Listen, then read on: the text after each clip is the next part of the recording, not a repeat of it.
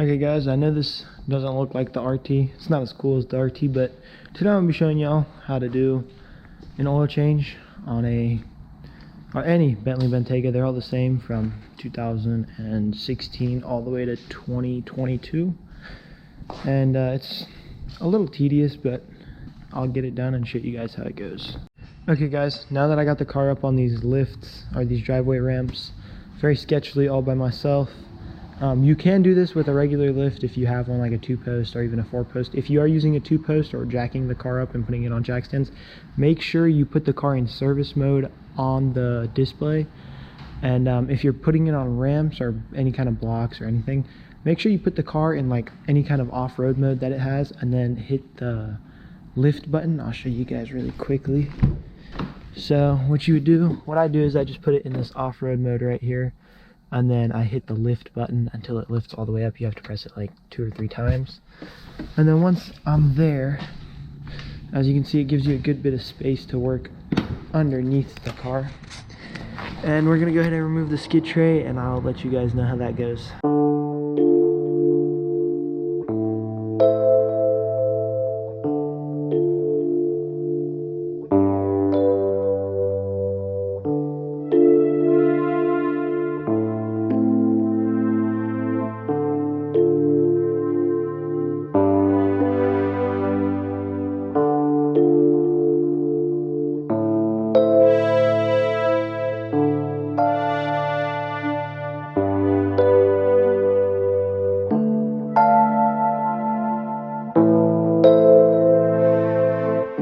Okay guys, I got the skid tray out. There was a few bolts I didn't show on camera because I just haven't done it in a while, so I forgot what bolts I had to remove. So there's one bolt here, one bolt here, and then there was this one as well. So there was 3 here by this vent, 3 on the other side as well, and then there was also 3 that went here.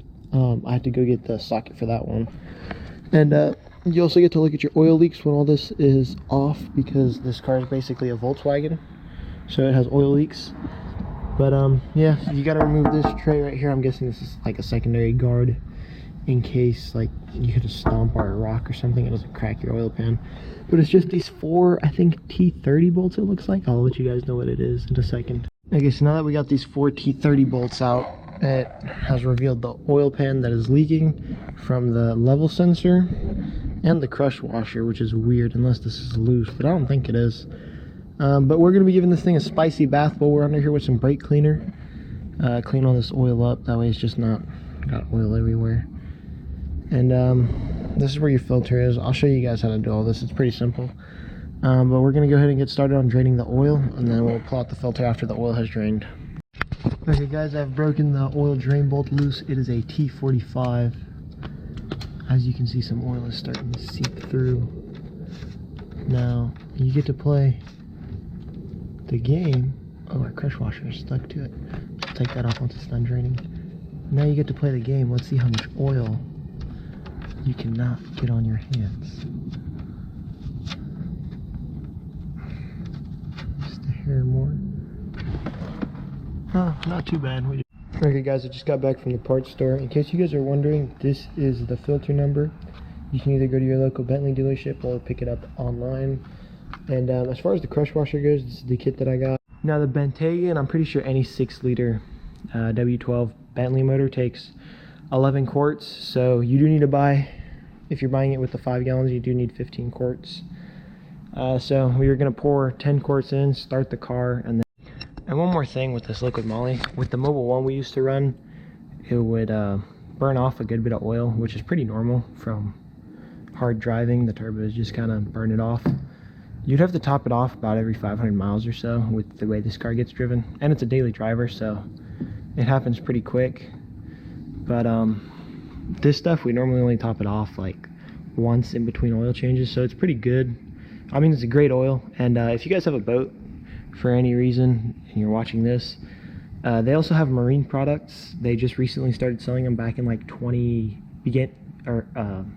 2019, early 2020, and the marine products are amazing. I highly recommend it as well. We run nothing but liquid moly in our formula.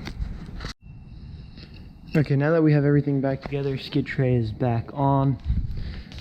We have 10 quarts of oil in the engine. You want to make sure you pour 10 quarts before you even start it. The motor takes 11 quarts.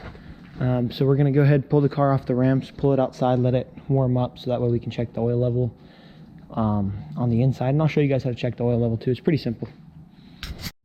Okay guys, so now that we have 10 quarts of oil in the car and we've let it run for a second, the way you would check the level is you would hit this home button to get to this screen. Press car, press this all the way right one, then you're going to hit services and checkings, and then you're going to hit oil level, and you can see that we still need to add probably right around about a quart, and this is like active level too, so you can see this go up and down. So you just kind of fill that up to the max line and then you're done pretty much.